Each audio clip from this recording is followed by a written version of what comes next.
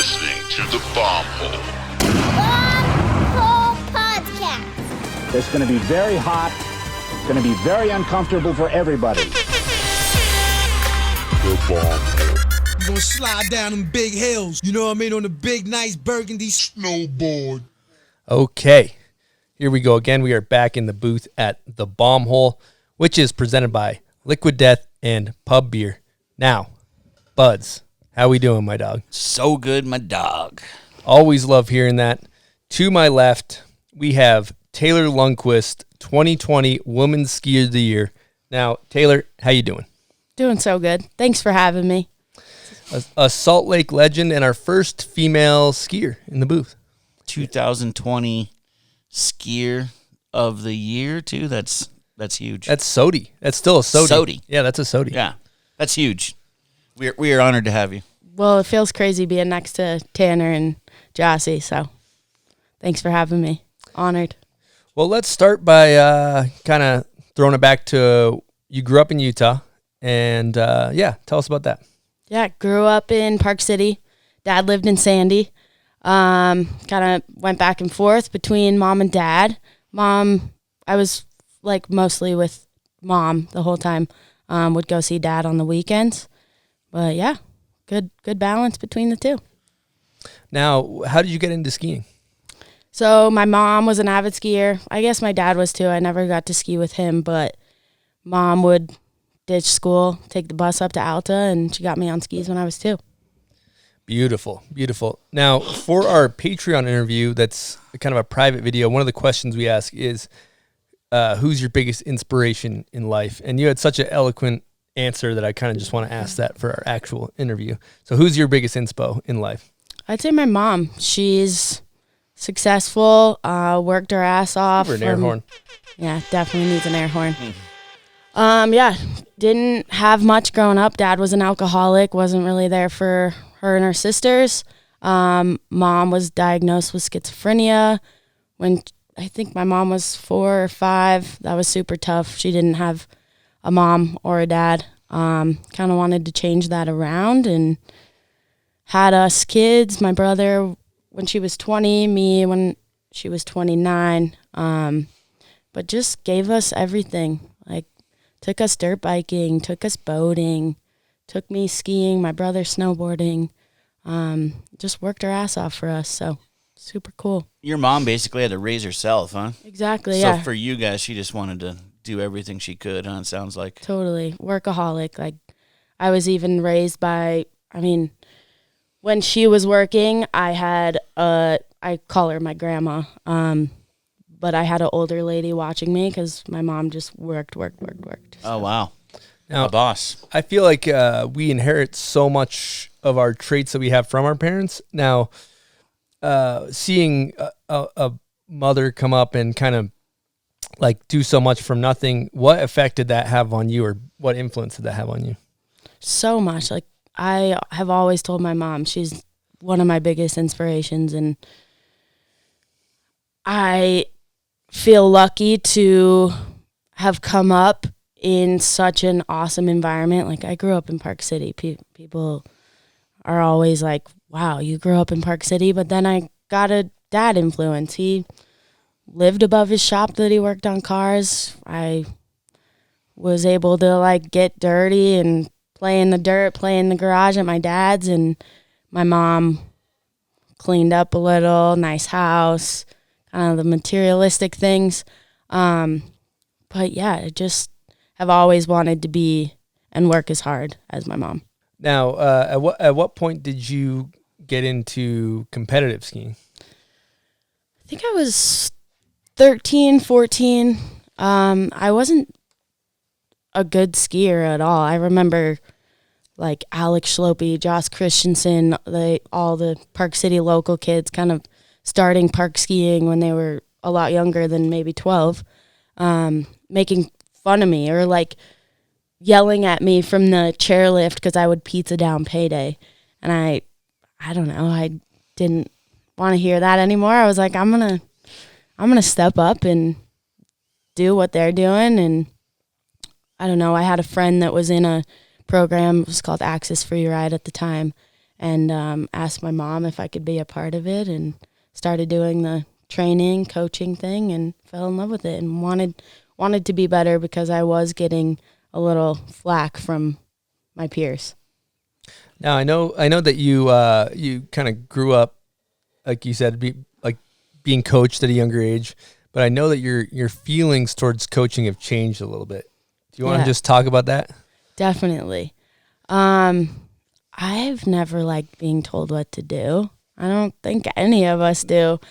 That's what's so cool about snowboarding. I mean, there's coaching in snowboarding as well, but I don't know. I would always, I guess, listen to what the coaches say, but like blare my headphones and just focus on what I wanted to focus on. And a lot of that had to do with style and perfecting the things I know I could do and making it look good.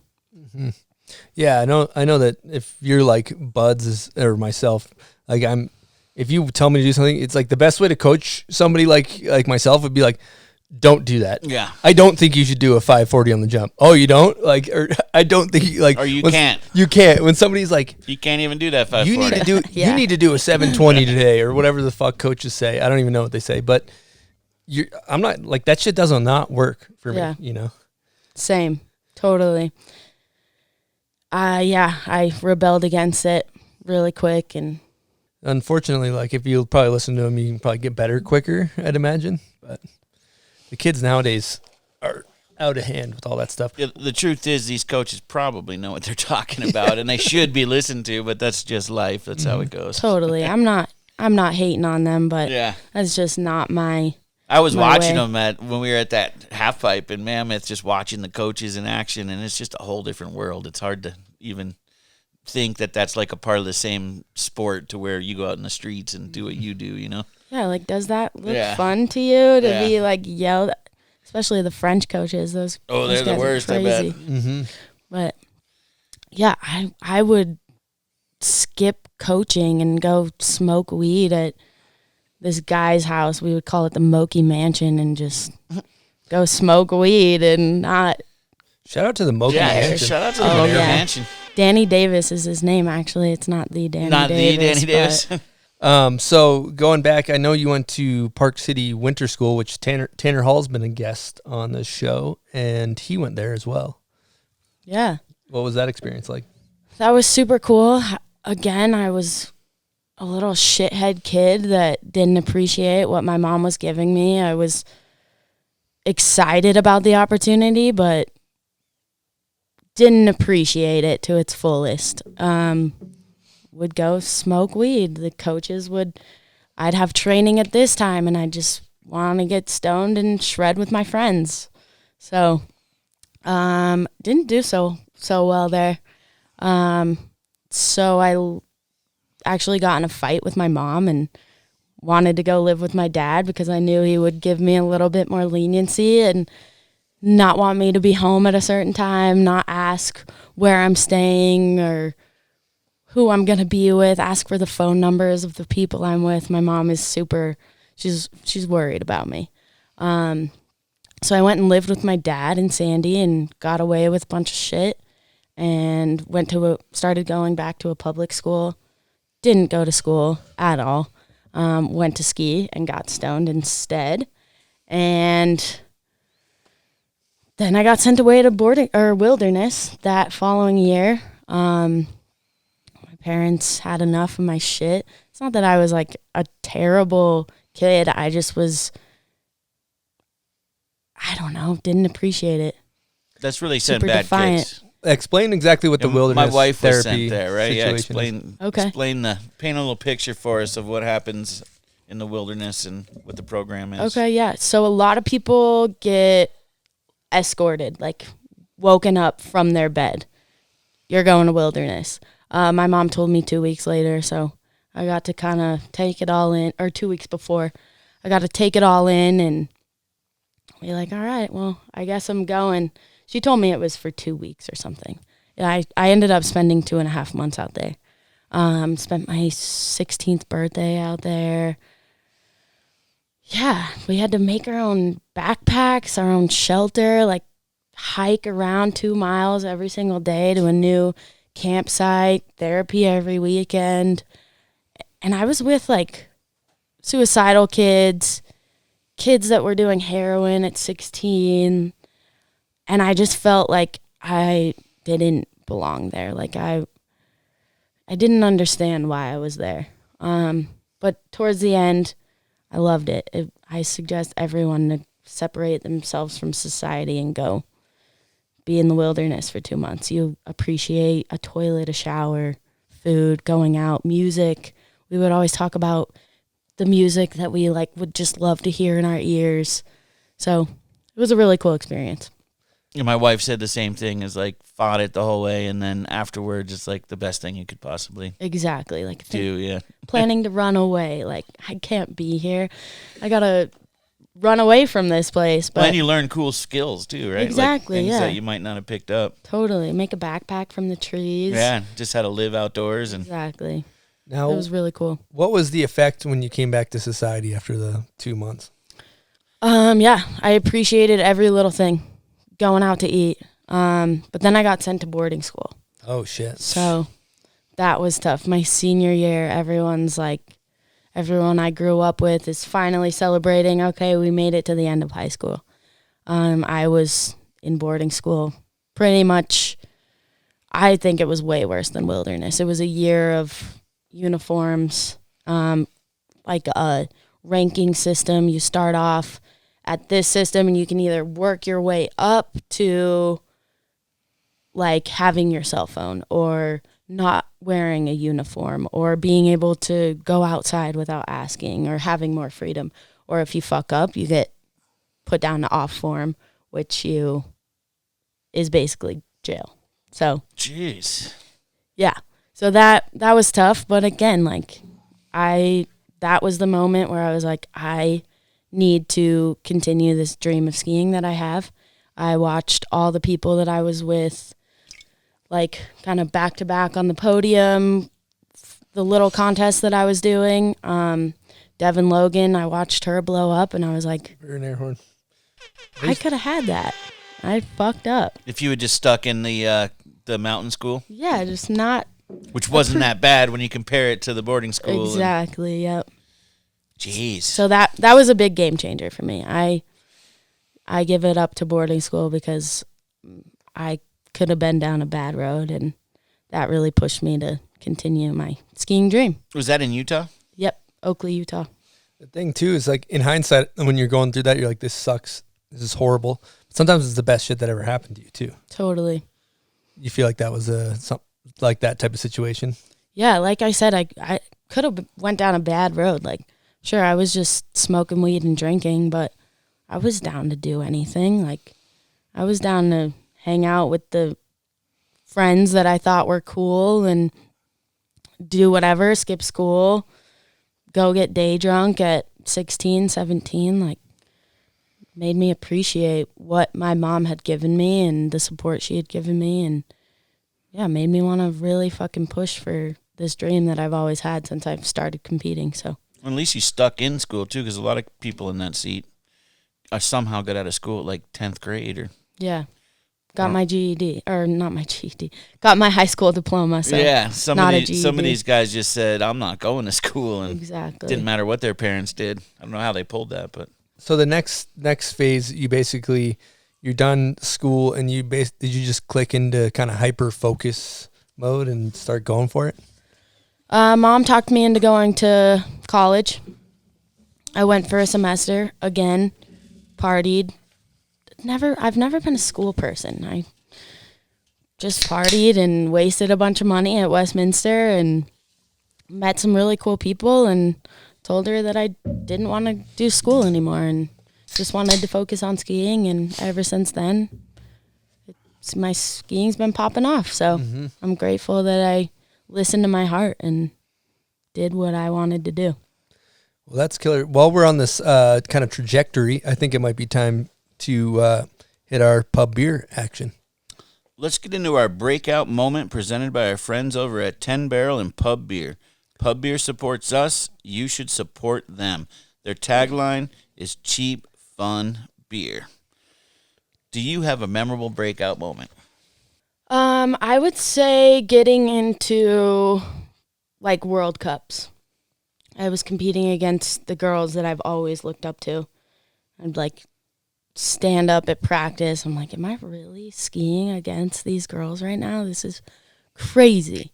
I'd say that was my big like, okay. Clicked in your head. Yeah, Huh? I can Sometimes do you got to this. stop and look around and be like, wow, I'm here. Yeah. This is it.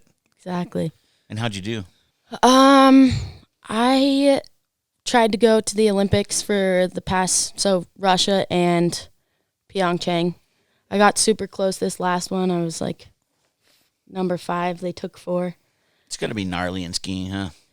Yeah, that was my realization where I was like, I don't really want to do this anymore. And I wasn't on the too team. intense? Yeah. I wasn't on the US team, so I was doing everything for myself, which was a big eye opener as well. And then you get like other countries that get way more support than what the US team gives you. I was invited to World Champs and again like had the coaching opportunity and just didn't vibe with it. I don't know. Wasn't your thing. Wasn't my thing.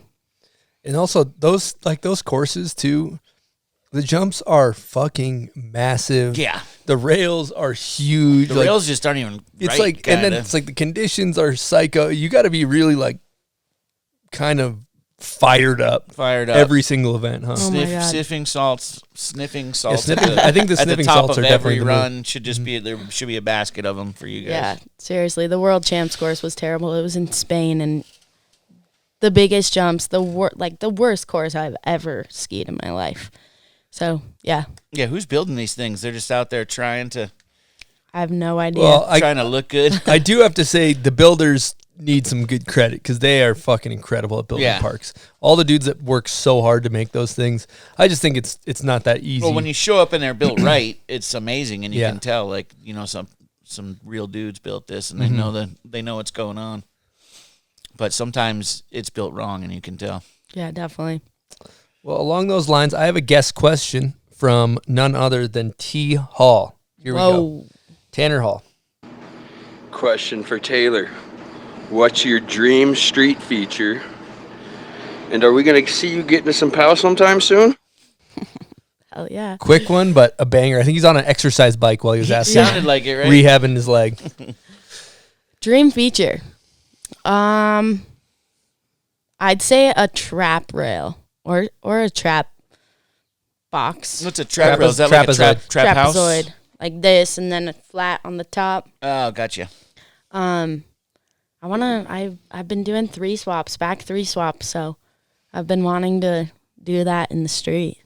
Up 360 to the gap to the down. Exactly. There's a good one in Minnesota Yeah, I for was that. gonna say they're out there. There's a couple of good ones out there. Okay. Send me Yeah. There's a send me small the one link. around The here, one- but I think it's too small. The one Jesse Paul did board slide, backflip board slide on. You could do it on that. Jesus. Aggressive. Yeah, maneuver, whoa. for sure. But I bet you could do it on that for sure. Trap rail, I like that. Trap in the trap house. Yeah, I haven't heard those called trap. There might be a trap rail in front of a trap house somewhere as If well. we could find that would be the best setup in the streets. I Yeah, think. that's the dream spot. So speaking of trap rails and trap houses, I was watching your real ski part and I noticed you got headphones in some of the spots. What are we Yeah, banging? what are we What are we banging? banging in there? Nicki Minaj Barbie Dreams on repeat. Oh, wow. Sorry, it's not even yeah. Wait. Is it Nicki Minaj? Yeah, it's Nicki Yeah, Minaj. it's Nicki Minaj. Yeah. She's the Barbie one. Yep. I was curious. I'm like, what do we do? We got, is it E-code, as we like to call it? Yeah. Emotional? Is she listening to rap? That's good to know. Yeah, definitely a rap when I'm doing that shit. Who was on here? Mark McMorris was saying that he listens to bluegrass. Yeah, he said Danny Davis always listens to bluegrass. He said he hit it a couple times. But he hit it. Yeah, he hit and it. I'm thinking to myself, that sounds horrible. Yeah. In the POW, that might make sense. A little flow. A little flow in the POW. I don't know. I don't know if it has a place in my... Yeah, I need some. I My want headphones. my music to make me feel like I want to go stab somebody. That's the kind of vibe I'm trying to hit Totally. before I drop in. Maybe commit like an armed robbery or some light theft or something like that. Okay, let's talk let's jump into real ski. I know we're not in chronological, but who gives a Better shit? that way. That was banger, A. Thank you. And yeah, B, how was that process? It was crazy getting the invite. That's for sure. Definitely was like, what the fuck? I'm going up against these insane people. Tanner Hall, never thought I'd be in a contest with him. A Hall, madman. But then I kind of tried to ease myself down a little bit. Like, you're the only girl, just showcase what you got and have fun and don't stress about it too much. Yeah, Gavin Rudy came out to film it. I was living at my dad's old place above the shop, and we were waiting around for snow felt like forever. Stuck around here, went to Ogden, Salt Lake, and then made the move once there was snow. We were going to do the New York thing, but ended up not going and went to Madison, Wisconsin. Made the drive out there, and 5 days later, I hurt my knee. So that was a big bummer. I had like a bunch of shots that I didn't really love. Was kind of just going to cut them out in hopes to get more bangers, more X Games level stuff. But hurt my knee and had to make the send home and put together what I could. It's definitely didn't give it my all due to the knee injury, but I was stoked with what we put together. Yeah, I thought it was awesome. Incredible. And the filming, writing, spots, all that stuff. One question I had along the lines of that is, how do you feel about the fact that you're the only woman and amongst men? Do you feel like there should be a woman's only real ski? And do you want to elaborate on that whole topic, basically? 100%. Like, what the fuck? Especially with the new format. There's so many dope girls in POW. There's very few girls doing urban right now. Shit ton of girls in park. Like, let's get the park girls, the contest girls out of that. I know you're burnt out, a lot of you. Let's start making movies. Like, that used to happen. Why is it not really a thing anymore? I'm actually in the process of writing ESPN a letter to get that going because it's super unfair. How few girls are out there hitting the streets on a pro level? Personally, I know of a couple, but maybe not on like like they're not getting paid to do this. Yeah, there's not like crews. No, not at all. And that's something where I've kind of put into my own head that maybe I need to create something like that. I mean, the first video project that I did was with Laura Obermeyer and Maddie Jones, and we went to Japan, and our idea was some POW and some street. And we got a group of girls together, made it happen. But, like, most of them weren't getting paid to do that. And, yeah, we got a budget for the project, but do I need to start something like The Uninvited or? Yeah. Yeah. You're I don't like know. a unicorn out there, huh? Very rare. There's a couple. Yeah. Yeah, you got to figure out, I guess, how to get more out there and exactly and promote it. And yeah. Well, I know going back to like real ski, if you look at X Games Real Snow, which is the snowboard version of that video contest, I know every dude, like, I think I was talking to Sage, like, why isn't there an X Games Real Ski or Snow women's? Like, why is it, putting one woman in there doesn't make sense to me. No. It's like, just make it a woman's event. Like, why the hell not at this point? At least in snowboarding, there's so many women to pick from, and it's just kind of like a weird, I mean, it's a half-hearted attempt to involve women when it's like, just fucking, I know, especially a lot of dudes are burnt out on it too. So it's like, yeah, let's let the women take it from here. They could almost just take a year and go all women. That's what they should. That's what I'm saying. That's at least or do both. You know, do both or go all women. Yeah. Yeah, it's interesting. Hopefully that letter can knock some sense into. That's cool. You actually are taking the time to put a letter together. And yeah, I was talking to Sage a little bit about it too. Like, he said he was gonna talk to them as well. So Sage Kotzenberg? Yeah, exactly. He was saying the same shit. Yeah. Exactly. Yeah. It's called Dear Xavier Games. Is that who you write? I mean, who do you write? I don't know. There's a bunch of producers and stuff. We've worked with them. I've worked with them in the past, but it's definitely, I mean, having conversations about it's important and letting people know. Like, Yeah. Dude, it's fucking time. That's how you get things done. Mm-hmm. Yeah, and it totally makes sense with the street thing. There's not a lot of girls, but they've fully changed the format on us, so why not include? Yeah, now that they can, the women can do all different aspects, put it all together. Which is so, like, come on, that's so hard. How do you Yeah. judge a I mean, full it's street snowboarding, part too. to, yeah, Yeah. exactly.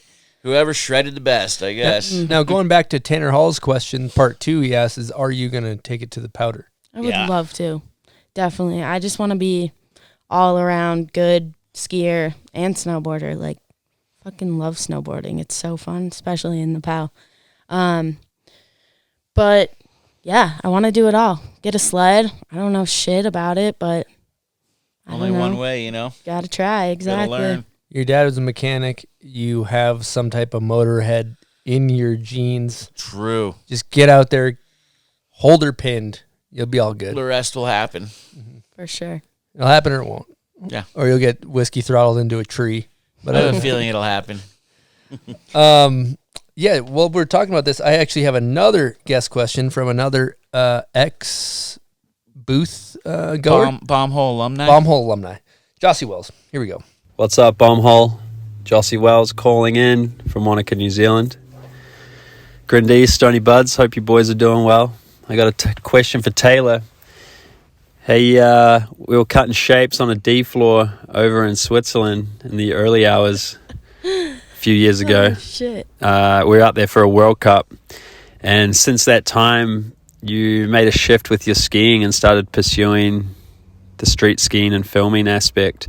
And so the first part of the question is just like, what was your motivation behind that shift? And, you know, what were the factors that made you bow out of the competition scene and pursue this different avenue? And then second part of the question, what did it feel like to then be able to take your street skiing to the biggest stage in our sport and be invited into X Games real ski? I know that for a lot of us growing up in these sports, we, you know, dream of being in the X Games. It's kind of the pinnacle for us. And, you know, I think as you bowed out of the competition scene, that probably seemed like not as much of a reality anymore. But I think it's really cool that came full circle and you were able to show up and show out. And, yeah, kudos on your riding, girl. You're doing amazing things for skiing. It was super cool to see you be a part of that event and put out a rad video part. Keep doing what you're doing, crushing it. Thanks, guys. Peace. Is he trying to hijack the show? With Yeah. the length That's of definitely that the longest question we've had. Was he asked. calling collect? Because that's going to be an expensive call from New Zealand. I don't even remember. There's like 4 questions. Yeah, I there. don't even remember the question, but hopefully you do. Yeah. Thanks, Jossi. He kind of hit it on the head. Like, once I stopped competing, I was like, okay, well, bye-bye, my big dream to X Games. And then it all came full circle. So, yeah, I guess I've kind of already talked about this. I was just over the coaches, over putting in a bunch of money to who the fuck knows who to compete. And, yeah, once it stopped, I feel like my career has just flourished. So, And That's the part interesting, 2 yeah. is how did it feel to be asked to be a part of that? yeah, it was insane. Like I said, when I stopped competing, that dream kind of left my head, and I told myself, I guess that's never going to happen. And it did, and it's a dream come true. Like, I feel like all of us action sports people want that. That is the biggest dream. Like, not the Olympics, but X Games. So Another thing too, I want to just go back on this topic again, but if you look at, it's just judging. Do you think it's fair to judge men and women in the same thing? Like that, the judging is. I don't think it's fair. No. I'm just gonna say that. Yeah. definitely not. Like There's obvious differences, and how do you even? I mean, we are so far. I mean, we're getting better, but way better. but females are far behind men. We're built differently. Our heads work differently. It's just not fair to me. Like I don't know if this is a sexist statement, but the way I look at it, if you were to take LeBron James and take the top woman in the WNBA and have them compete, it's just not fair. It's just different. You know what I mean? Like, Totally. so, And that's okay. And that's okay. But like my head goes is like, how did it feel to be asked? But it's like, you didn't really get a fair shot to win a fucking gold, as far as I'm concerned. Like, let's give the women a fair shot to win some fucking medals in real ski, real snow, the same way the men do. That's my take on it. Yeah. So if you X Games people are listening, come on, ESPN. Now that she has her foot in the door and a letter out to Xavier, hopefully he's gonna be down, and next year you'll have a whole crew to battle against. Another shot. Yeah. Let's go. okay. I see what's going on here. Here we go. It's time to get into the Liquid Death spinning wheel of death. Now, you may start seeing tall cans that look like beer cans when you go to 7-Eleven. A lot like these cans we have on the table. They are not beer. They are filled with mountain spring water, and we crush these cans on the show. They're called Liquid Death. And why are they called Liquid Death, Buds? I'll tell you what, I'm on my second one already, and the reason is because it's going to murder your thirst. And the reason... Oh, shit. Oh, snap. Keep going. So it's going to murder your thirst, and the reason they are in metal is death to plastic. Plastic's huge negative on the environment. And chugging water out of a can, it feels great. It feels great. It feels like, I don't know, it's just a good feeling. Drinking water out of a can is just a great feeling. Okay. Carbonated or not, you know. I think it's time to maybe hit this Liquid Death spinning wheel of death. So do you want to spin it, Taylor? Yeah, let's do it. So also give it a good spin so it like you can put some vinegar let's try behind to it. get it, get that thing moving. Yeah, we're good. Here we go. CeeLo. Oh! All right. So for the listeners, it landed on CeeLo, so we are going to gamble today on the bomb hole. Let me get out the bomb hole bucks. Love it. Oh, I Huge love gambling that it fan. landed on CeeLo. It's incredible. That's what we wanted. Talked to Taylor before. Yeah, we wanted. We switched. I think dog collar shock out. Oh, what? We took that out? Shit. Yeah. Poor Bob. So for you, we do 3 and out for CeeLo. You roll 3 times. 4, 5, 6 automatic win. 1, 2, 3 automatic lose. We might have to start making some dice, huh? Highest doubles. Do you have cash? What do you got? I do. I got. Buds and I have. We're kind of like the house. You Yeah, know? what do we want? We do $5 game. $5 game? Boom. Okay, 1, 2, 3, 4, 5. 1, 2, 3, 4, 5. All right. Shout out to Jules, the newest bomb hole employee, for getting us some cash from. She went and got some bomb hole bucks. All right. Highest roll goes first, Taylor, correct? you can go On a ahead and single, roll or are you going to first. just have her go? Oh yeah, no, yeah. Highest roll first. Highest roll goes first, usually. And a 1 is not going That's to do tough. it. Buds goes The first. kid came to play. Buds rolled a 6 for the listeners. Let's narrate this thing. He rolls nothing. Roll 1. 2 rolls left, ladies and gents. Trips. Trips. Mother. Please. That's not trips. What? You got nothing there. What is that? That's a 2. I got a 2 is what I got. He's trying to. No. Oh yeah, you got a 2. Yeah. It looked like trips from here. This design on we need to make our own dice. That's horrible. Horrible design. Nothing. Almost a 4, 5, 6. Nothing. See, I almost thought that was a 4. Nothing. You're out. All right, it's Taylor's last chance to win the pot. Here we go. She's just got to beat a lonely 2. Can she do it in 3 rolls? Let's go. 5. 5. That's yours. You took the money. Unless that was that weird one. No, we're good. All right. And she wins. Should we do one more? Let's do one more. Let's do one more. We're Come gambling. on. I mean, you can't just play once and go. I mean, come on. What do you want to play, Tate? You won. You get to pick how much money we're gonna win or lose. Let's do another 5. Okay, I like that. I like it. Okay. Buds, you want to throw your 5 in there? Yes, sir. All right. So winner goes first. Yeah, winner goes first. Yeah, winner goes. She goes. She's clacking the dice up. She got a 6. No, that's strong. That's what you want.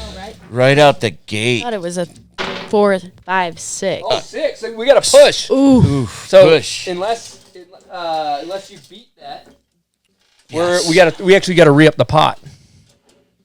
So 6. Another Wow. 6. So we got to throw another 5 in. Yes. You got 5? Oh yeah, she's got some bomb hole bucks. Won last time. All right. $5 push. This is a big pot. It's supposed to keep going this way next time.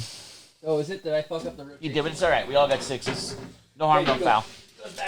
Goes back to T. She's ready to take that cash out. That was some fancy rolling, too. She's got a good flick of the wrist. Yeah, you look could at say. the flick of the wrist. Look at the flick of the Nothing? wrist. Last chance. Last chance to win. Last Could be a chance. skunk. We could have a skunk situation here. Look at the flick of the wrist. Oh, 2. two. Better than nothing. Be a strong 2. Wait, Strong wait, two. Wait. Let's go this way, clockwise. Always. Yeah, you're right.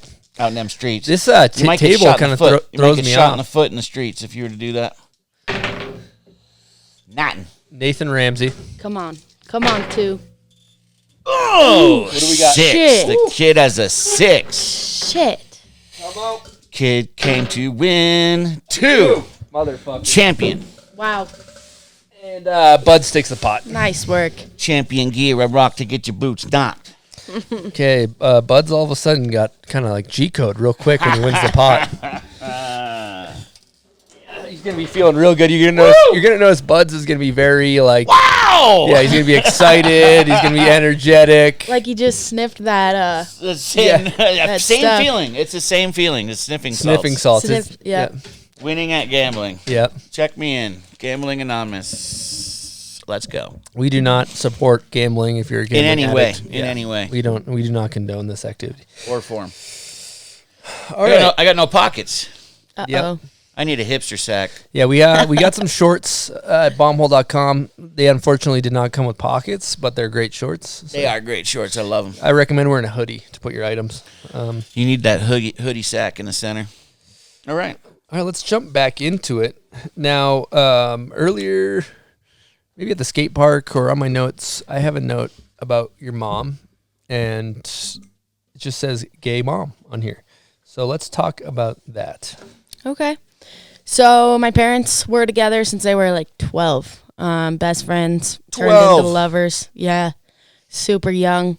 I think they got married. My mom was 19. Dad was 20 or somewhere around that age. Had my brother first, and then 9 years later had me.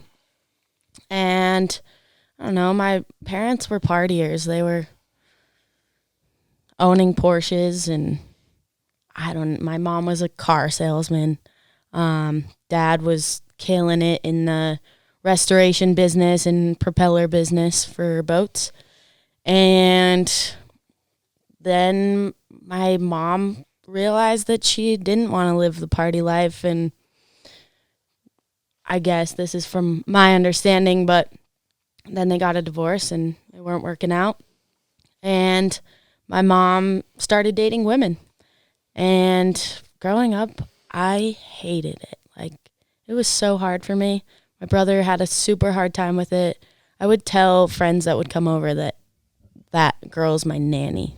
My mom travels a lot, so that girl's my nanny. I have a diary still that says, like, oh, me and my mom got in a fight. Like, my mom's a lesbian. I hate it. I get made fun of at school because I have 2 moms. People would ask me if I'm like a sperm donor or whatever. So I hated it. Had a super rough time with it. But got older, and who cares what people think? And your parents were together 20 years, right? Yep. Before she figured that out. I think she knew Yeah. all along, but I don't know. How did Dad take that? Oh, he struggled with it for a long time.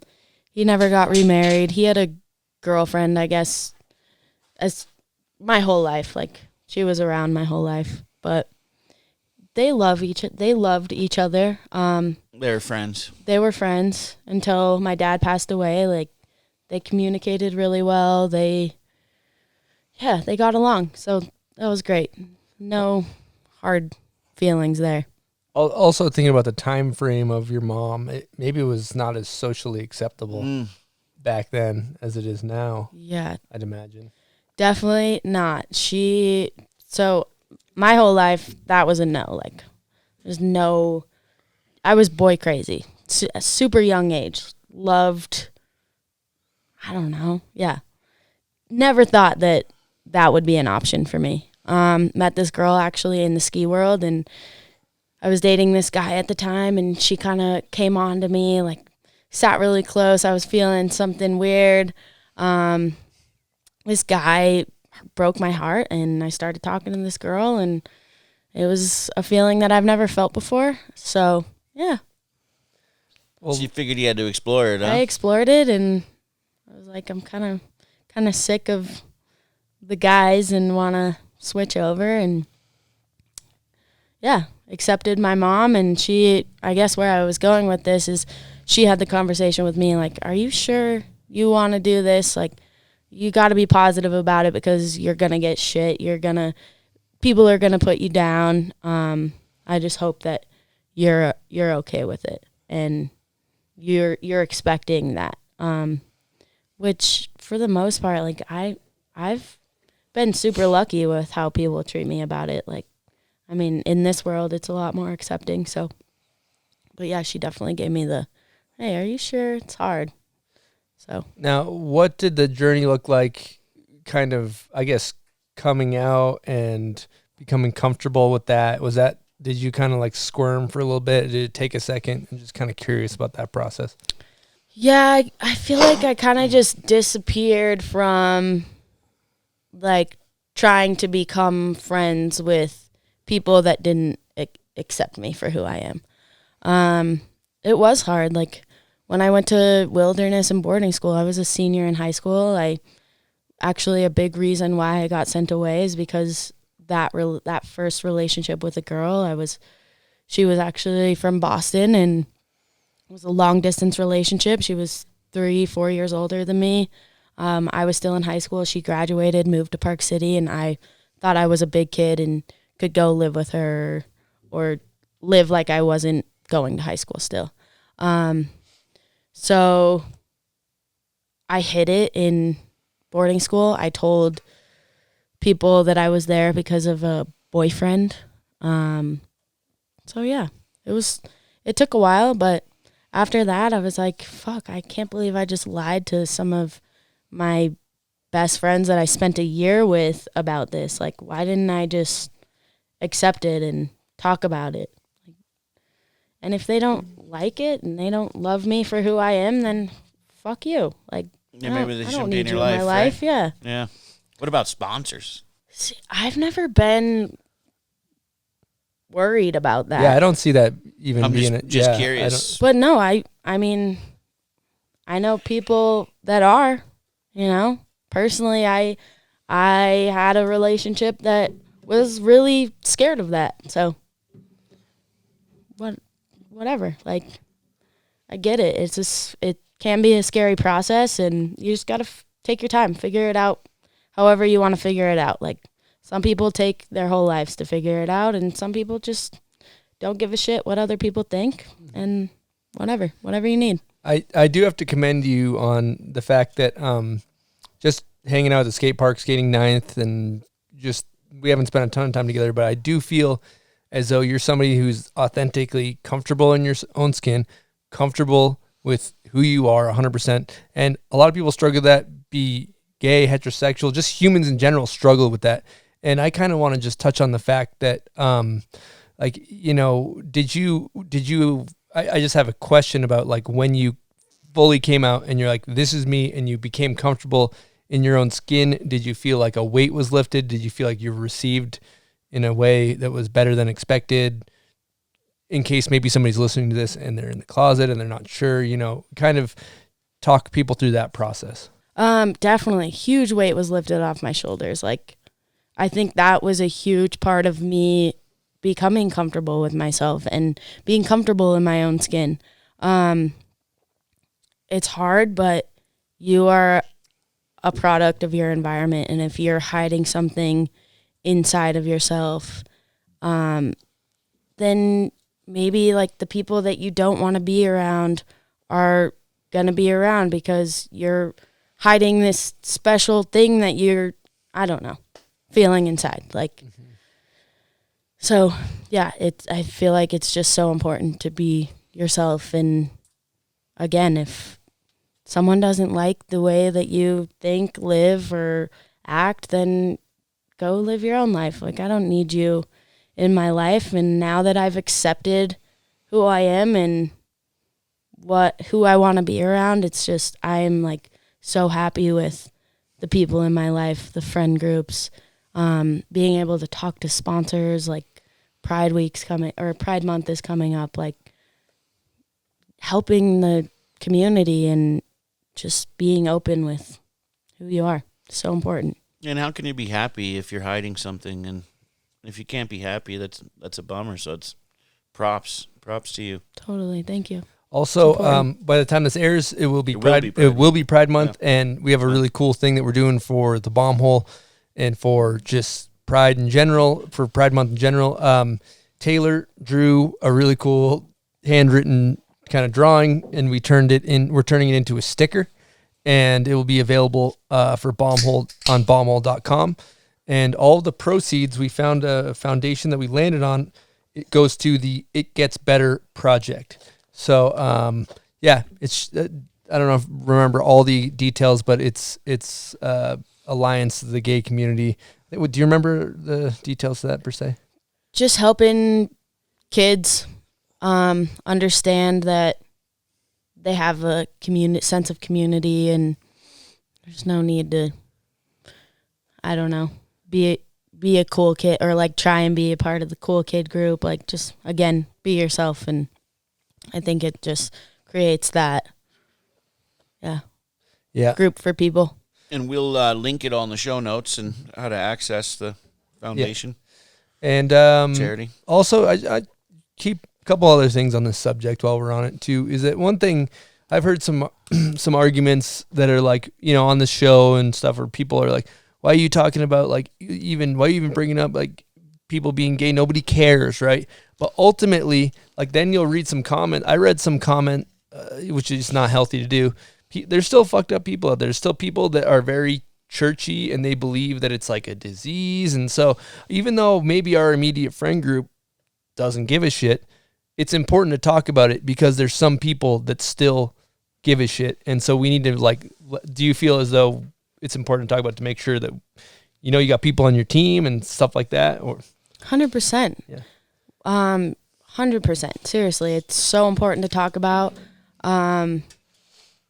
When I did last year, I did a Decine thing with them for Pride Month. I can't tell you how many DMs I got being like, this is so helpful to hear, like, someone in your position talk about, because I've always been scared. I'm scared to talk to my mom. I'm scared to tell my friends. Like, it's okay to, again, if they don't accept you, then fuck them. Like, you are who you are, and accept yourself. Like, that's what's going to make you happiest. So, and also you're, Woman Skier of the Year right now, an icon of your sport. Having someone for men and women to look up to is fucking huge. When I look at snowboarding, for example, you talk about Jake Kuzik, Tanner Pendleton, Kennedy Deck. There's the gay community is kind of, it's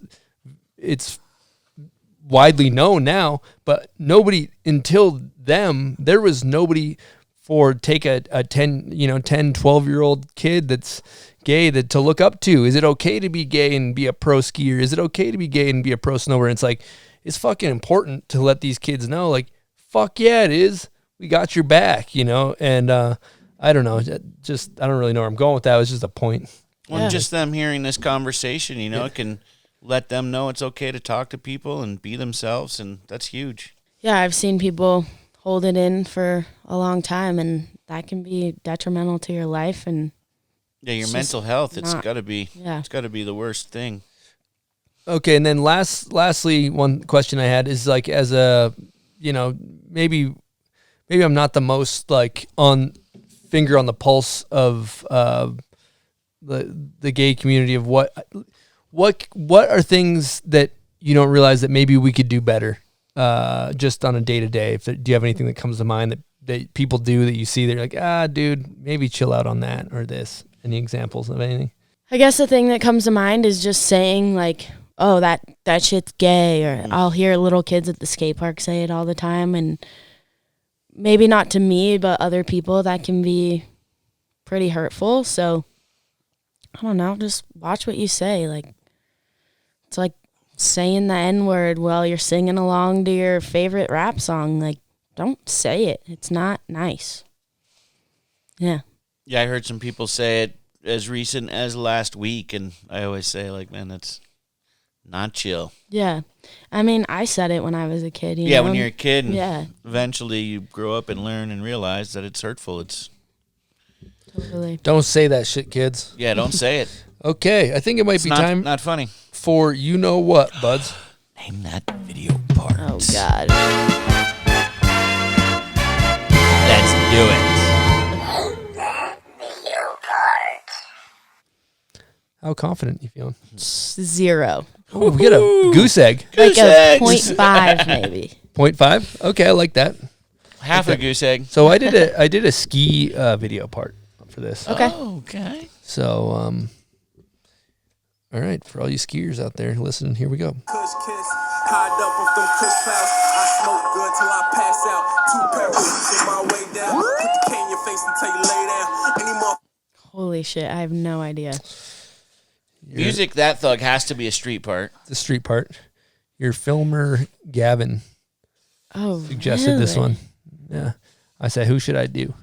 And he said, this part's iconic. Can I hear it one more time? Yep.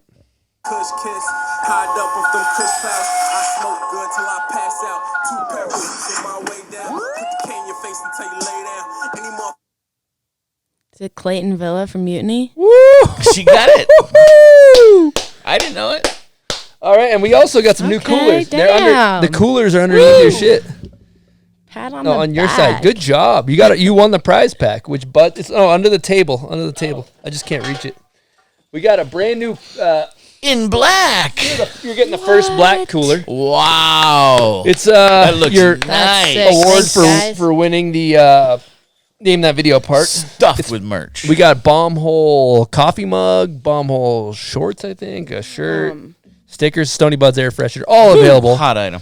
Bombhole.com. Diesel. Bud Diesel. Yeah, you can find all those items except for the cooler. You got to come on the show for that. Yeah, gotta get your place in the hot seat. The only thing is, this is your only chance to win a cooler because Liquid Death is sponsoring the guest name that video part Oh, snap. for the listeners, And they can win a cooler. so they can win. It's Liquid Death Igloo cooler. Come and on. 2 cases of Liquid Death if you get it right. And the way we determine who gets it, comment if you know the name of this song and whose video part it is. It's a snowboard video part. Taylor's picture on Instagram for a chance to win not a bomb hole prize pack, but a Liquid Death The prize first pack. photo of Taylor Yes, to be clear. announcing that it's her show dropping the next day, to be clear. Okay, here we go.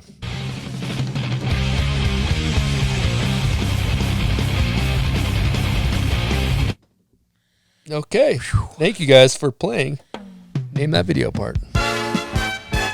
Did they pick that song?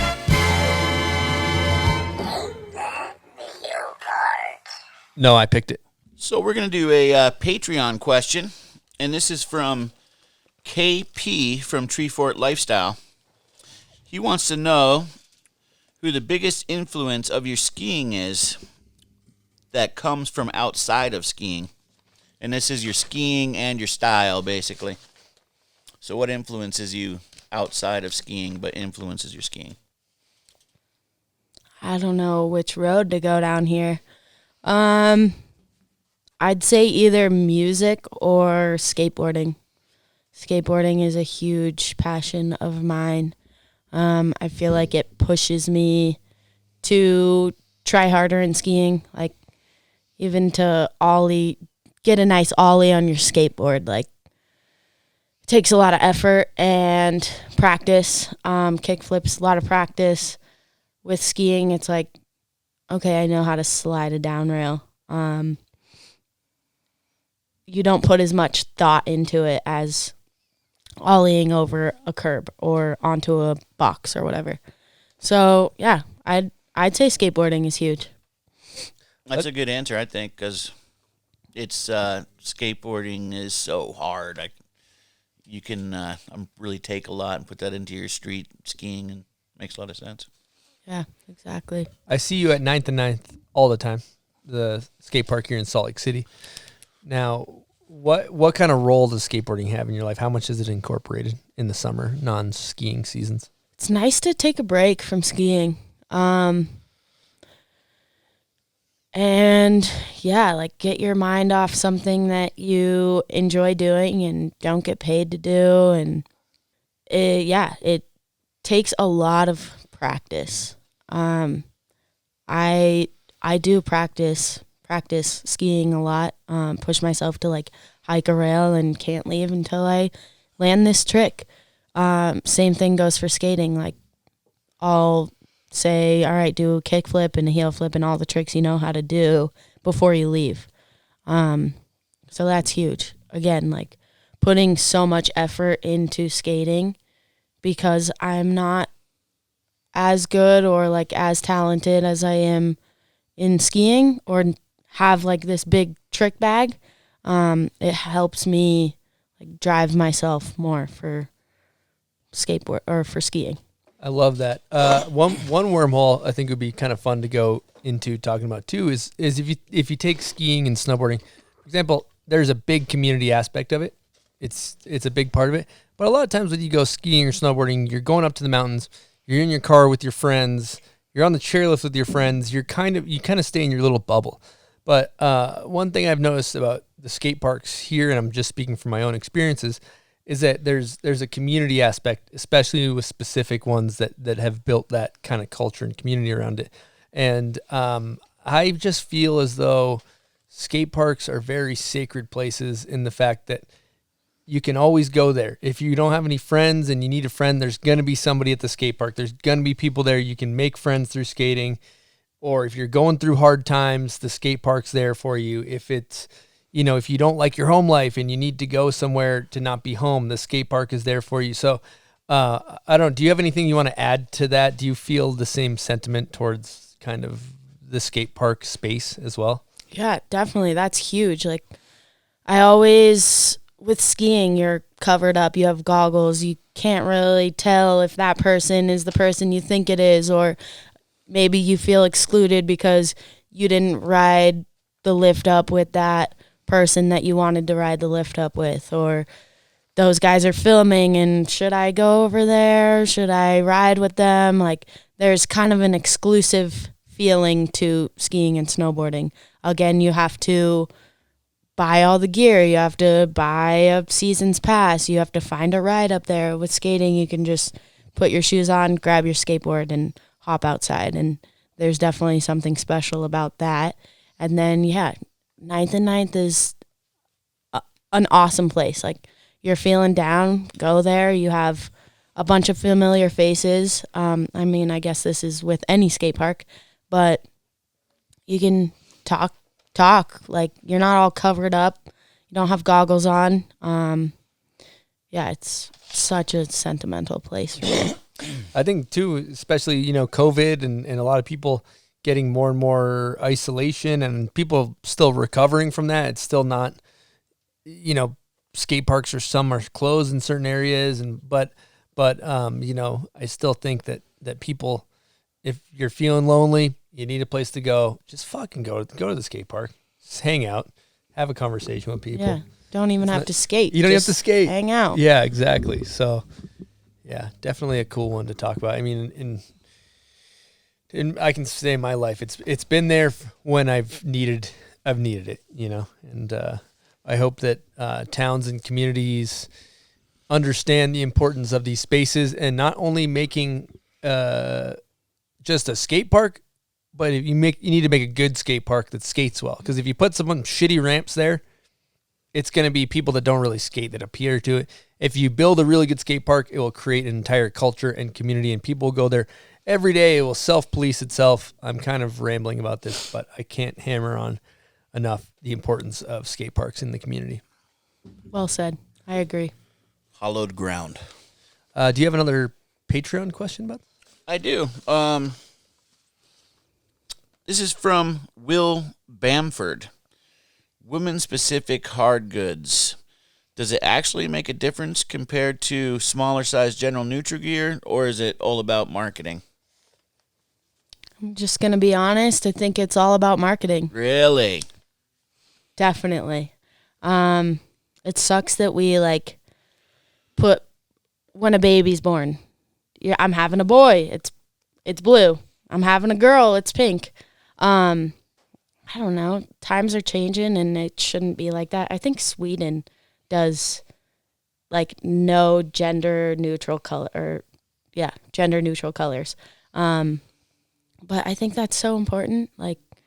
Why make a girl ski pink or a girl's jacket pink? But yeah, I don't know. Also, softer skis for girls or shorter skis for girls. I have a problem with my ski sponsor right now. I'm on a ski. They don't even make the right length for me, and I'm supposed to promote it, and that makes it really hard to be honest to the general public.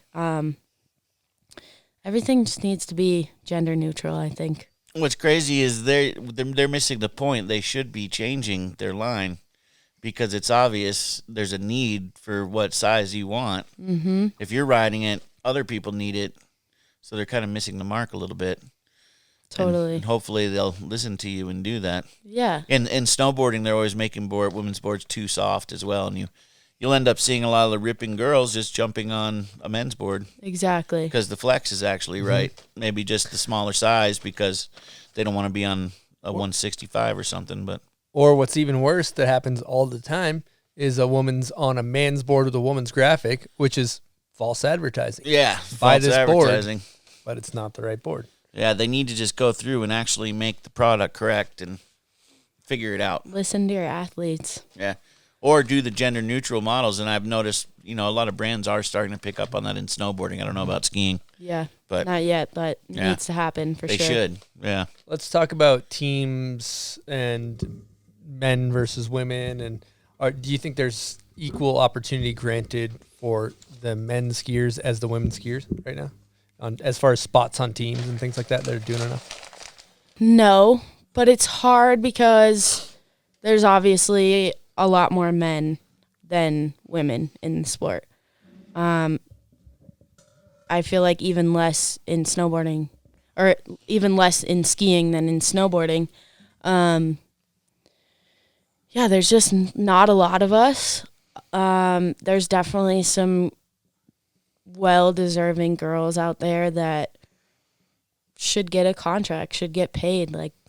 Keep this community and this passion going, and help if you want to continue to grow.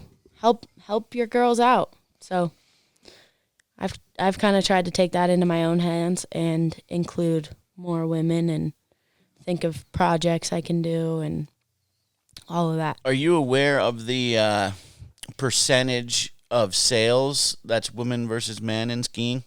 No idea. No. I would be very interested to see because that. I bet the sales are pretty high. I mean, these families are going out skiing together, and, the wives are on skis, the daughters are on skis. Yeah. You would think the women's sales would actually be pretty high. Yeah. So, but I have no idea what those numbers would be. But in snowboarding, we've been able to get a handle on that number to see it, and they try to build their teams based on how many on the sales, basically a direct equation to how much money they're spending on a team.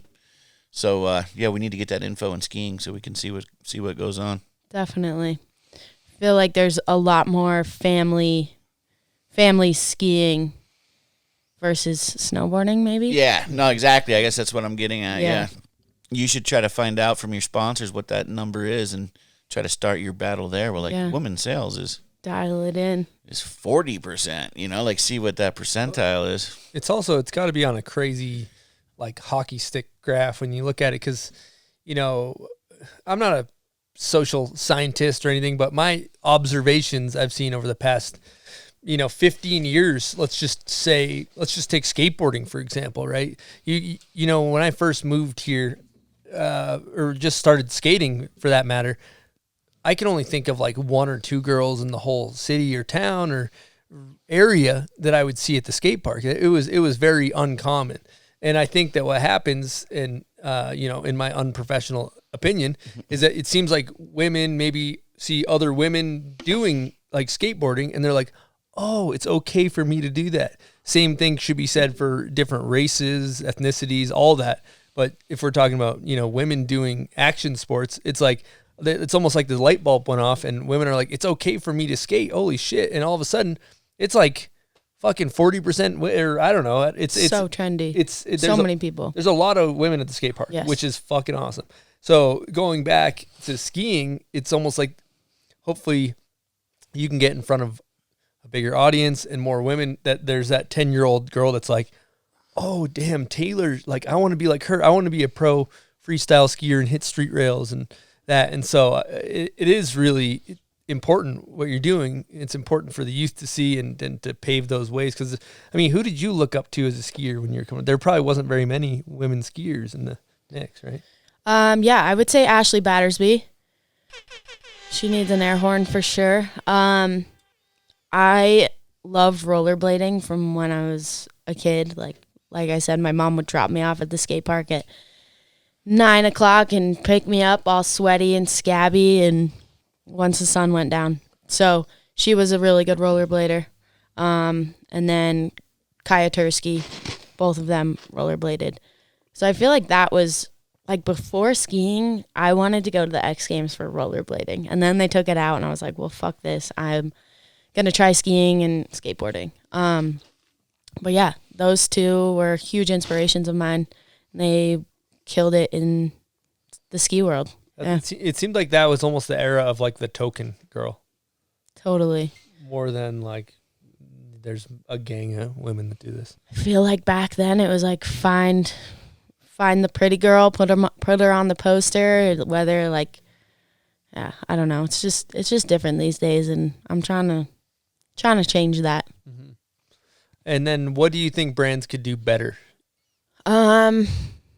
Sponsor more girls. Get your product out there.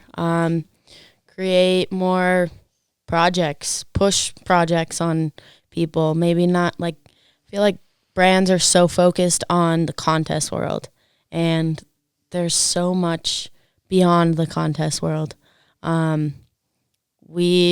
Freestyle skiing started from like the people who didn't want to race, who didn't want to do moguls. So continue building that community and yeah, including more women, and in your advertising, and start making more women product that women will actually want to wear, and maybe not tight ass clothes and that are pink and floral. So also I have a note here about like in snowboarding there's a lot of community get-togethers and things like that. Mm-hmm. And you're saying that maybe skiing could take a page out of the book there. Totally. There's so much going on in snowboarding, I feel like, event after event. We have one that comes to mind, and that's Kimbo Sessions all the way in Sweden. Like, some people can't afford that, or some people aren't invited. So I first fell in love with skiing when there was a girls' contest called Queen's Cup in Park City. Remember that? Yeah, it was the sickest.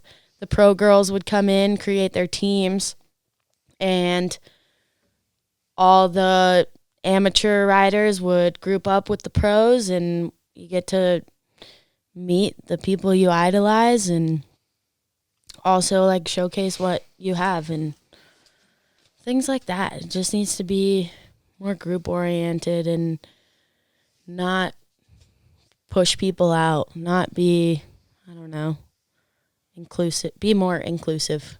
Mm-hmm.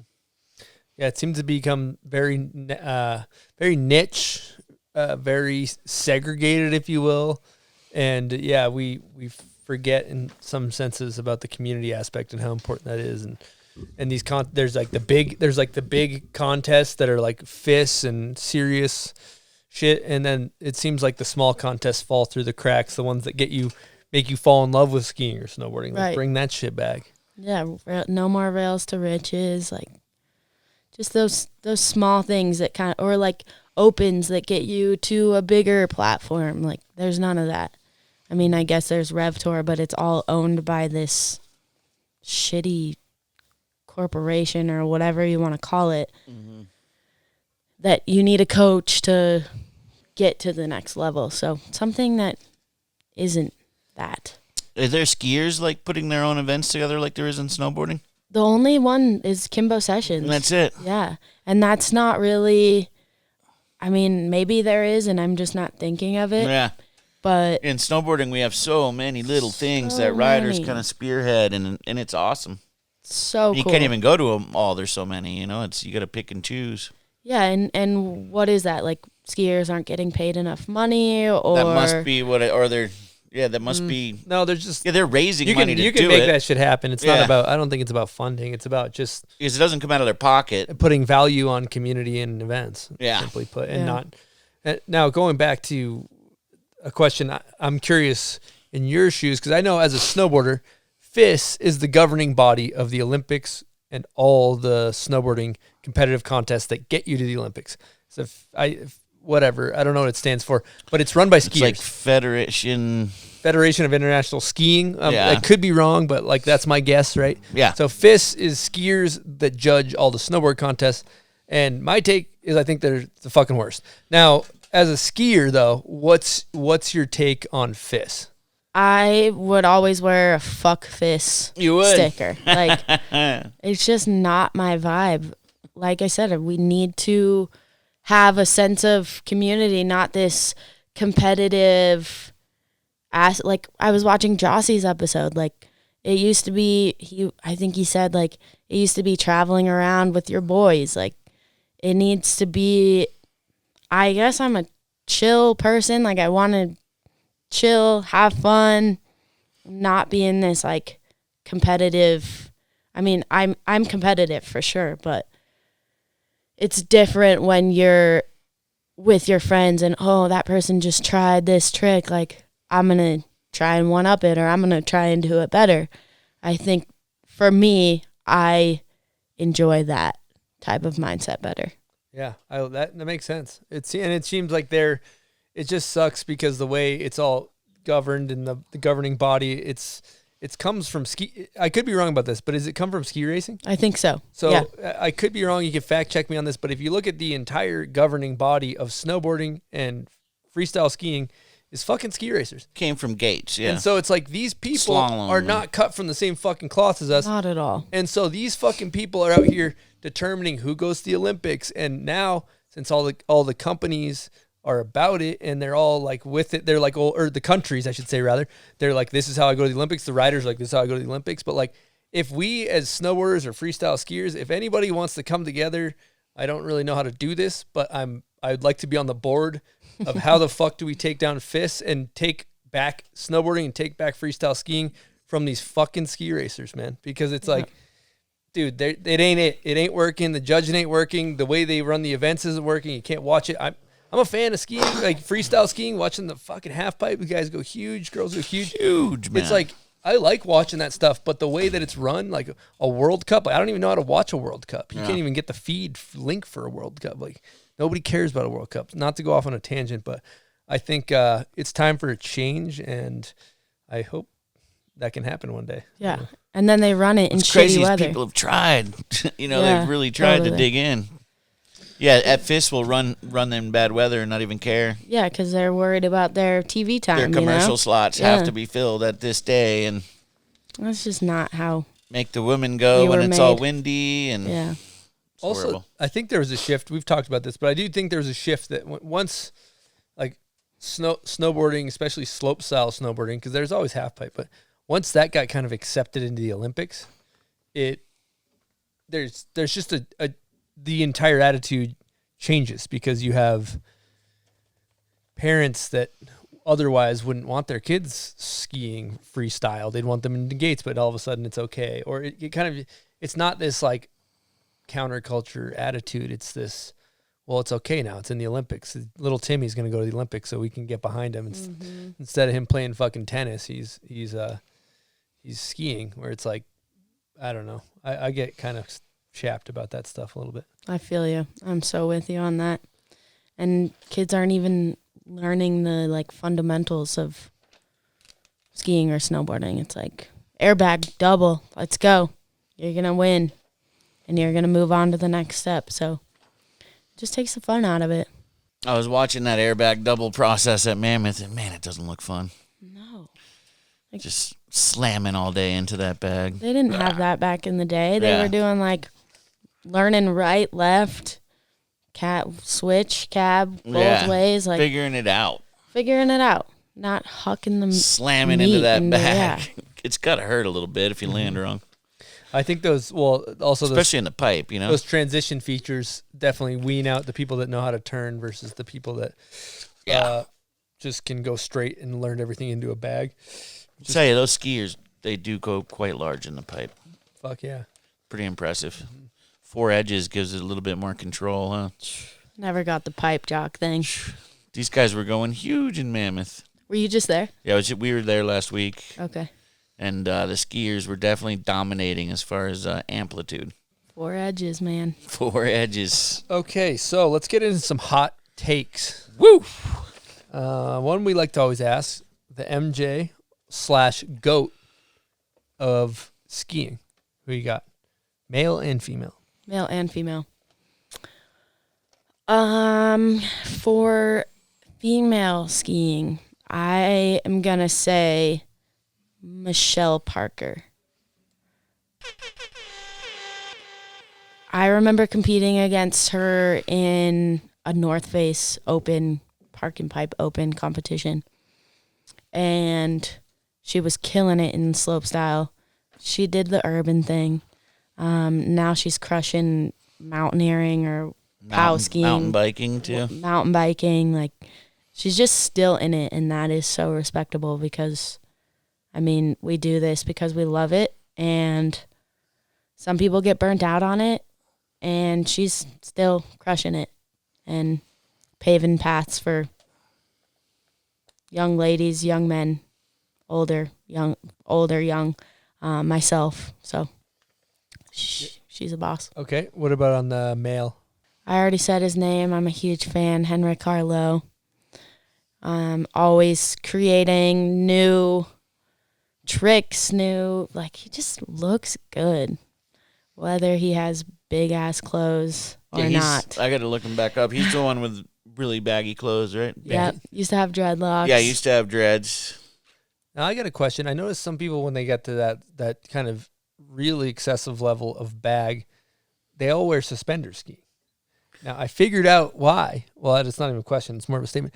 But when you snowboard, your legs are on the bindings, so they're wider. So your pants stay up.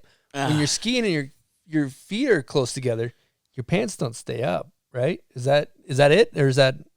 Sure. They all have suspenders, you noticed? Yeah, if they have really baggy gear, they got to rock suspenders. What's up with that? I don't get it. I don't know how you can ski with your pants like way past your ass. Some people will like put shoelaces on their little belts, and if they don't have suspenders, I guess, but like their pants aren't even on them. They're just like a floating object on their legs. Okay. So I don't know. I'm a huge fan of baggy pants, but I don't floating get object. Yeah, I don't get it. Here's the deal. I don't want Henrik Harlow to change a fucking thing about what he does. Please don't. But there's a couple of guys I see at the local resort where the long tees, I guess, is to accommodate for the pants. Yeah, well, you can't go baggy to small. It doesn't. But yeah, but they a belly shirt with a fucking 10X. Could be a new look. That could be progressive. But they, the skiers like them like kind of thinner but longer. Haven't you seen that look? The super long tees. Oh, the tall tee. It's like a slim tall. But it's like a slim tall, and it's different than like a normal tall tee. It's like, you know what I've seen skiers do? It's like fabric. they take a normal hoodie, and then they cut it, and then they add they add like another layer of fabric in the middle. Mm-hmm. These things are unbelievable. And it's And it's long. It like comes right to above their knees, maybe past their knees. Are those still happening? Are people still rocking? I feel with like those? that's past. I mean, some people like the extra baggy, but yeah, when But you know it'll come back. it will, it all comes back around. Back. But I used to buy like Gen X clothes and like layer my Yeah, well, My that's tall a lot of tees. snowboarders did that too. Yeah. That's classic style. and then it went to the tight pant like Hesher phase. That went out. Did you go faster. tight pants ever? Hell no. You stuck to your guns? Oh yeah. You know what I see like a lot that. of skiers wearing is the wind pants. How do you feel about the wind pants? The windbreaker pants? Yeah. I mean, do what you want to do, but I would never wear them. I don't know. Doesn't seem efficient. It doesn't. Your legs and your feet are going to get wet. Also, I don't know if this is a thing in snowboarding. We haven't really talked about this. A lot of the kids nowadays, they're not wearing goggles Yeah, I've on the noticed hill. that. Are you? Do you wear goggles? I like to wear goggles. Yeah. I see Yeah. like half the kids like middle of winter, no goggles, like eyeballs burning out of the skull. Dude, I've recently found out that it's really bad for your eyes. Yes. Oh yeah. There was a dude who never, it's like a famous guy in skiing that never wore any protective eyewear. And eventually it like really messed his eyes up. So his eyes were like popping out. Jesus. And it's from all the wind. And it starts to wear you down. I forget what his name was. The guy, somebody from backcountry was telling me about it. Have you guys seen the bat? Like they wear the goggles, but they put it on the back of their head. So they got him. I'm kind of rocking with that though. That's kind of You can tag the sponsor. When you're hiking, it's good to just throw it up there because then you don't get all the moisture in there. The from goggles your were created forehead. for a reason, you know, Right. and you need them out there. Dude, I see like literally go ride Woodward here in Park City there, and it's like, 5 out of 10 kids, no goggles. Sunny day. Are they wearing sunglasses? No, sunny Oh, day. see, dude, they are nothing. booting their eyes. Midwinter, no goggles. I need to. You know what they should start wearing? Baseball players, they do the eye black. That would help. It's like if they got a pop fly, the sun doesn't go in their eyes. These guys, their retinas are going to detach. They go no goggles, just eye black. It's so bad for you. I can't tell you enough how bad that is for you. Okay, I got to debunk another situation here. What's going on with the skiers that throw all the gear over the shoulder and then swing it around like a fucking harpoon? I feel like I've definitely knocked someone before. Yeah. I don't know. That's the only way to hold your skis, right? It's the Some only people do way? it like this. Is that not a good look? It's like a little kid look. Why not get a ski tote? Or the ski suitcase. Yeah. I don't ski with poles, so I can't do that. But Oh, you people- go no poles. No poles. Yep, There's a big debate about that too, huh? there is for sure. I got a story why I don't though. But what I'm saying is the ski suitcase where they get their poles and they hold. Yeah. Yeah. It's called a pro ski tip. tote. What Well, do you there's call there's it? a product, A brand there's a called the brand, but ski tote. she's talking about making a little basket with your hooks from your ski poles, right? Yep. And you carry Oh, it. okay. He's talking about a product that we've talked about on air The before. ski tote, yeah. Called the ski tote. And it'll even lock too, so you don't get your stuff stolen. Okay. Do people do that these days still? Yeah, I looked it up. Ski Fucked tote up. is still a flourishing business. Oh, steel stuff? Yeah. Yeah, that's never going out of style, I don't think. Let's hear this pole story. I was at Aspen Open and over rotated a spin, and my pole went into my chest. Sternum. Right in here. Yep. Right. Yep. That's a painful zone. I landed on it, overshot, landed on it like that, and totally lost my breath. Couldn't breathe for, just was gasping for breath. And then my eyesight went white for 30 minutes. Legit couldn't see anything. It was just white. 30 minutes. 30 minutes. It was so scary. Which usually means a migraine's coming or something. But 30 minutes. I don't know. It was insane. Did you think he wasn't going to come back? Yeah, I thought I was blind or something. I don't know. It was a while ago, but Yeah. it was really scary. And also, the thumbs get messed up, so I just dropped it. And rollerblading. Kind of look like a rollerblader when you're doing it. And you can grab better.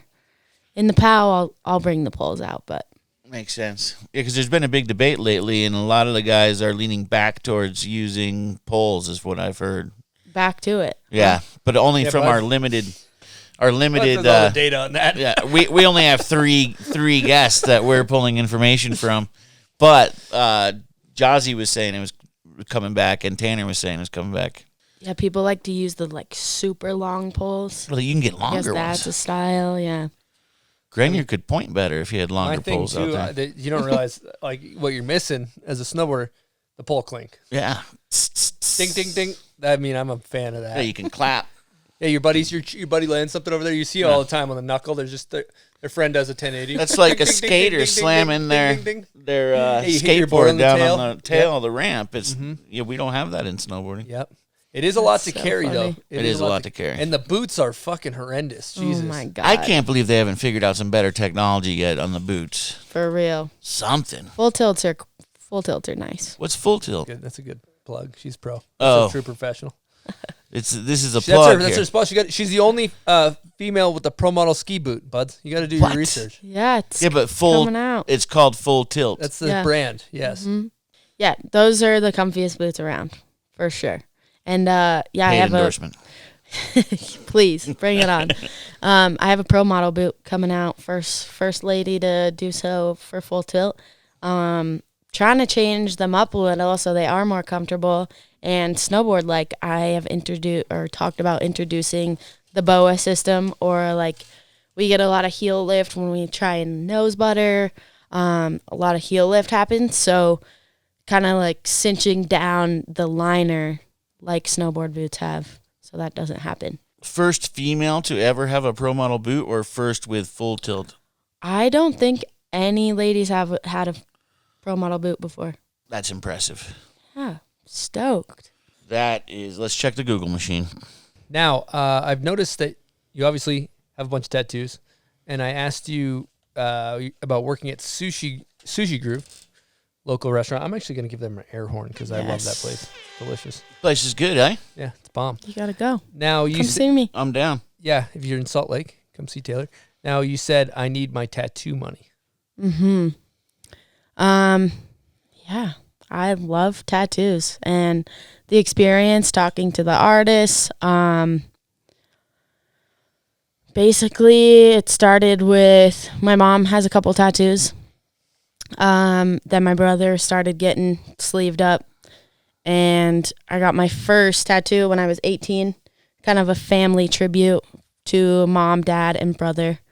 And then my friend Maddie Jones, she is covered with a bunch of American traditional tattooing, and her ex-boyfriend as well. And they shared their passion with me about it and some history, and I kind of just fell in love. It's, again, another sense of community. I think it's evolving a lot, including more women artists. And yeah, it's super cool. I'm a terrible artist, as you know, but I would love to dabble in maybe that's my next step after skiing. Another thing we haven't touched on yet is you pulled up in a beautiful, kind of like a cement gray Porsche 911. Now, there's a really cool story behind that, and I would love to hear it from you. Okay. Yeah, 1975, that's your year, right? Yep, that's my favorite year. Trying to sell me out over here. My parents bought that Porsche when I was a kid, and Dad kept it. It used to be red. Restored the whole thing recently, probably, I would guess, 6 years ago before he passed away. And when he passed away, he gave it to me. So I just pulled it out of storage about a month ago, got it registered. My brother helped me get it running again because I don't know shit about cars. My dad would always be like, hey, come down here, let me teach you how to weld. And I just was worried about boys and other things. But, yeah, I've been driving it around, going on drives with my brother. He has a 1978 slant nose that was also passed on to him. And it's just a special moment. Feel my dad when I'm inside of it, and when I look at it, just like feel his passion that he put into it. So really special piece. It's like that classic Porsche body too, that Yeah. old school Porsche. That's awesome. Yeah, it's really sweet. And if he was around, there's probably nothing that would make him happier than seeing Yeah. you in that damn car because it's, beautiful sight. Exactly. Yeah, my mom, I mean, it was sitting in storage for 2 years, and I didn't know what to do with it. And I bought a house recently with a garage. So it was like, that's the perfect place to park it. I'll just park the Subi out front and get this running, drive it around. My mom was like, you should just sell it. I'm like, what are you thinking? No, like, I want to drive this and appreciate it. So stoked to be doing See that. life from your dad's point of view for a little bit, right? Yeah, exactly. I got it turned on for the first time, and he had Kid Rock in the Oh, Get a little air horn for that. yeah, so Kid Rock he just was blasting. jamming. So sick. Love it. Well, we've definitely been chatting for a minute here. Now, a couple things before we start wrapping up and putting a bow on this conversation. Do you want to run through your ski setup and any sponsor stuff you want to talk about? Dakine, Line, Full Tilt, Smith. Stoked to be doing the pro model for Smith and Full Tilt, and also Line. I've designed next year's skis, so I'm thankful to be kind of changing the game, and thanks for working with me, and yeah. Yeah, support Taylor. Buy the shit she's talking about. Keep women skiing, keep women snowboarding, keep it flourishing. That's beautiful. Anything special about the skis you actually ride? Like, what size are they? And 171 Honeybee.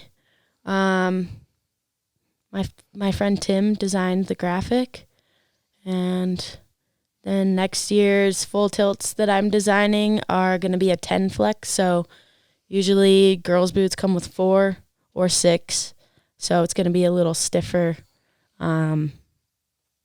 similar to a guy's boot. Now, aside from just the sponsors, do you have anybody else that you want to thank before we wrap it up? Mom, Dad, girlfriend London, Gavin, Laura Obermeyer. She's been a huge push for women's videography, photography, design. Maddie Jones, Coco. She's also been producing ski projects. I'm sure I'm missing a lot of people, but They know who they are. they know who they are. yeah. Thanks for having me, guys. We're so stoked to have you sit down with us. That's so cool. Yeah, killer conversation. Learned so much. We're so Yeah. happy you came in the booth. We want to thank you guys for listening. We want to thank you guys for tuning in. We really appreciate you guys. Now, we will see you next week. Over and out from the bomb hole.